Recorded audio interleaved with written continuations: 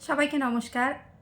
আজকে আমি যে বিষয়টা নিয়ে ভিডিও বানাবো, আমি জানি না অনেকের ভালোও লাগতে পারে। আমার ভিডিও দেখে যাদের ভালো লাগবে অবশ্যই ভিডিওটা শেয়ার দিয়ে দিবেন। বিষয়টা ক্যাপশন দেখেই অনেকটা বুঝতে পারছেন যে একটা মেয়েকে বিয়ে দিলেই কি বাবা মার সব দায়িত্ব শেষ হয়ে যায়? আমি বলবো না সব বাবা মায়ের কথা, কিছু কিছু বাবা মায়ের কথাই আমি বলছি। ধরেন আমি শুরুটাই করি, একটা মেয়ে যদি পছন্দ করে একটা ছেলেকে বিয়ে করে, কোনো কারণবশত সে যদি সুখী হতে না পারে, তখন বাবা মা বা প্রতিবেশী বা সবাই কি বলে? নিজেই তো পছন্দ করে বিয়ে করেছিস, কেন কান্না করছিস? এখন এসব নাকি কান্না করিস না, ওকে নিয়েই তোর সংসার করতে হবে। ওকে, আমি এটা মেনে নিলাম, এটা ওর ভুল। ও নিজে পছন্দ করে বিয়ে করেছে, সেটা ওর ভুল। বাট যখন ফ্যামিলিগতভাবে বিয়ে দেওয়া হয়, তখন কি মেয়েরা সুখী হয়? 100% প্রত্যেকটা মেয়েই কি 100% সুখী হয়? আমি জানি না, কিছু কিছু বাবা মা বা বড় মানুষের খারাপ লাগতে পারে আমার এই ভিডিও দেখে, আমি তাদের কাছে ক্ষমা চেয়ে নিচ্ছি। আমার এই ভিডিওটা একটা অনুরোধের ভিডিও। কিছু কিছু বোনেরা আছে, আমি একটু বিশেষ করে মানে এগুলা নিয়ে ভিডিও বানাই। অনেকেই ভাবে সবগুলোই কি আমার লাইফ স্টোরি, কিন্তু না, সবগুলোই আমার নিজের লাইফ স্টোরি থাকে না। কিন্তু আমি এটা বুঝতে পারি যে আমি অন্যের লাইফের ভেতরে আমি ঢুকতে পারি আপনাদেরকে বোঝানোর মাধ্যমে, যেহেতু সবাই আমার লাইফ স্টোরি হিসাবে ভেবে নেন। তো আজকের ভিডিওটাও আমার কিছু বোনের আমাকে ইনবক্সে অনেক রিকোয়েস্ট করেছে, দিদি ভাই তুমি এগুলা নিয়ে একটা ভিডিও তৈরি করো আমাদের জন্য। আর আমাদের কাছে প্ল্যাটফর্ম নাই নিজের মনের কথা খুলে বলার জন্য, কিন্তু তোমার কাছে একটা প্ল্যাটফর্ম আছে, তুমি সেখানে আমাদের হয়ে কিছু বলো। তা আমি সেই সব বাবা মায়েদের কাছে প্রশ্ন করছি, যখন আপনারা বিয়ে দেন পছন্দ করে, তখন কি হয়? মেয়েটা যদি সুখী হতে না পারে তখন কি বলেন? কপালে ছিল, মেনে নে। তো আজকে আমার দেখা ছোট্ট একটা উদাহরণ দেখাই। মেয়ে আছে খুব কঠিন অবস্থায়, ভাত খেতে ভাত পায় না, স্বামী বেকার, বিয়ে দিয়েছে কে? বাবা মা পছন্দ করে।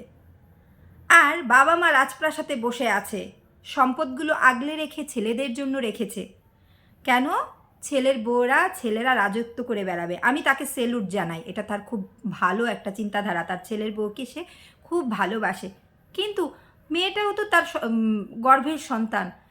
কেন মেয়েটার কথা একবার চিন্তা করে না যে আমার মেয়েটা এত কষ্ট করছে, সেখান থেকে কিছু হলেও মেয়েটাকে দেই? কেন বারবার মেয়েরা এইভাবে মা বাবার কাছ থেকে বা আমি এখন অনেকেই সম্পত্তি পায়, অনেকেই মানে সম্পদের ভাগ পায়, তবে আমি সেই সব বোনদেরকে বা মা বাবাদেরকে বলবো, তোমরা যারা চলতে পারো, যাদের অর্থ সামর্থ্য আছে, কোনো কিছুর অভাব নেই, তারা বাবার বাড়ির সম্পদের প্রতি কোনো অধিকার খাটায়ও না। কিন্তু যাদের একান্তই ক্ষমতা নেই, কিন্তু বাবা মা প্রচুর পয়সাওয়ালা, অথচ মেয়ে কষ্ট করে দিন কাটাচ্ছে, মেয়েটাকে কিন্তু বাবা মাই পছন্দ করে বিয়ে দিয়েছে, তখন কেন এই অপবাদটা দেওয়া হয়? এটা তোর কপালে ছিল, এটাই মেনে নিতে হবে। সেই মেয়েটা শেষ বয়সে কি হবে যার হাজব্যান্ড ভালো না, হাজব্যান্ড খারাপ, হাজব্যান্ড ঠিকমতো মেয়েটাকে ভাত দেয় না, ভালো কাপড় চোপড় দেয় না, নিজের মানে সন্তানকে লেখাপড়া করাচ্ছে না, সেই মেয়েটা কোথায় যাবে এই সন্তানকে নিয়ে? আর অনেকেই দেখেছি আমার পোস্টের কমেন্টে লিখেন, স্বাবলম্বী হও, স্বাবলম্বী হও, স্বাবলম্বী হও। স্বাবলম্বী হও বললেই কি স্বাবলম্বী হওয়া যায়? একটা মেয়েকে যখন ধরে বেঁধে এসএসসি বা উচ্চ মাধ্যমিক মাধ্যমিক বিয়ের মানে পড়াশোনার পর বিয়ে দিয়ে দেয়, সেই মেয়েটা যদি শ্বশুরবাড়িতে যেয়ে পড়াশোনা করার সুযোগ না পায়, সেই মেয়েটা স্বাবলম্বী কি করে হবে? সবাই তো আমার মতো না যে একটা মাধ্যমিক পাস মেয়ে বিয়ের পর থেকে স্ট্রাগল করে করে করে করে স্বাবলম্বী হয়ে যাবে। সবাই কিন্তু আমার মতো হবে না। আমি নিজেকে নিয়ে গর্ব করছি না, আমার শ্বশুরবাড়ির মানুষ আমাকে নিয়ে গর্ব করে। আমি বিয়ের পর থেকে আমি নিজের পায়ে দাঁড়ানোর জন্য বহু চেষ্টা করে আমি সাকসেসফুলও হয়েছি। কিন্তু সবাই তো আর এইরকম হতে পারে না। হয়তো আমাকে পড়াশোনা করার সুযোগ দেওয়া হয় নাই আমার শ্বশুরবাড়িতে, কিন্তু আমাকে নিজের পায়ে দাঁড়ানোর ক্ষেত্রে কেউ বাধা দেয় নাই। আমি যেইভাবেই হোক একটু একটু করে সেলাই কাজ করেছি, বাচ্চা পড়িয়েছি, যাই হোক টুকটাক টুকটাক অনেক কিছু করেছি, করে আমি আমি এখন নিজের খরচ, নিজের চাহিদা, নিজের সব কিছু মেটাতে পারি। কিন্তু সব মেয়েরা কিন্তু সেটা পারে না। তা আমি সেই সব বাবা মাদের বলবো, কেন আপনারা মেয়েদের কপালের দোষ দেন? ভালো হলেও বলেন কপালের দোষ, খারাপ হলেও বলেন কপালের দোষ। একটা মেয়ে যখন প্রেম করে বিয়ে করে তখনও বলেন যে তুমি নিজে পছন্দ করেই তো বিয়ে করেছো। আবার যখন আপনারা বিয়ে দেন তখন বলেন যে এটা তোমার কপালে ছিল। না, এইভাবে না করে ওই মেয়েটার পাশে দাঁড়ান, সে আপনার গর্ভের সন্তান। আপনার ছেলে যদি আপনার সব সম্পত্তির অধিকার রাখে, ছেলের বউ যদি অন্য বাড়ি থেকে এসে যদি এই বাড়িতে সুখ ভোগ করতে পারে, আপনার মেয়ে তো আপনার গর্ভের সন্তান। তাহলে তাকে এতটুকু সুখ দেওয়ার চেষ্টা করেন। সে যদি স্বামীর পরিপূর্ণতা পেত, একটা মেয়ে কোনো দিন চায় না বাবার বাড়ির সম্পত্তি টাকা পয়সা কোনো কিছু হাত দিতে, যতক্ষণ তার স্বামীর অ্যাবিলিটি আছে। এটা আমি আমার নিজেকে দিয়ে বুঝতে পারি। আমার স্বামী বা আমার যতক্ষণ অ্যাবিলিটি আছে, আমি আমার বাবার কাছে হাত পেতে বলবো না আমাকে 5টা টাকা দাও, বা আজও অবধি বলিনি। কিন্তু যখন মেয়েটা নিরুপায় হয়, তখনই তার সর্বশেষ আশ্রয়স্থল হয় তার মা বাবা। সর্বশেষ একটা মেয়ের সর্বশেষ আশ্রয়স্থল হয় মা বাবা। সেই মেয়েটা যদি তার মা বাবার কাছে আশ্রয় না পায়, সেটা অনেক কঠিন, অনেক কঠিন। তো আমি সেই সব বাবা মাদেরকে বলবো, কপালের দোষ না দিয়ে সেই মেয়েটার পাশে দাঁড়ান। আর যাদের অর্থ সামর্থ্য ক্ষমতা নেই, অন্ততপক্ষে মানসিকভাবে তাদেরকে সাপোর্ট দিন। ওই জিনিসটা ভুলে যান যে প্রেম করে বিয়ে করেছো সেটা তোমার কপালের দোষ, বা আমরা তোমাকে বিয়ে দিয়েছি কপালের দোষ। কপালের দোষ না দিয়ে একটু নিজেরা মেয়েটাকে সাপোর্ট করুন। দেখুন, ঠিক মেয়ের পরিবারটাও দাঁড়াতে পারবে। আমি এমন অনেক দেখেছি যে মেয়ের হাজব্যান্ড বেকার, কিছু করে না, সেই মেয়েটা কি করবে, বাট বাপ মা কখনোই তার কোনো মানে ওই হেলদুলি নাই যে মেয়ে কীভাবে চলছে, কি করছে, কি খাচ্ছে। নিজে ঠিক ঘরে বসে একদম মানে ছেলের বউ, ছেলে নাতি নাতকর নিয়ে খুব ভালো আছে, কিন্তু সেই মেয়েটার খোঁজ খবর নেয় না। এমন অনেক আছে। আমি জানি যে এই ভিডিওটা যদি ঠিকমতো যদি শেয়ার করে, ঠিকমতো যদি মানে মানুষের কাছে পৌঁছায়, এমন অনেক দুঃখী মেয়েরা আমার এই পোস্টে কমেন্ট করবে।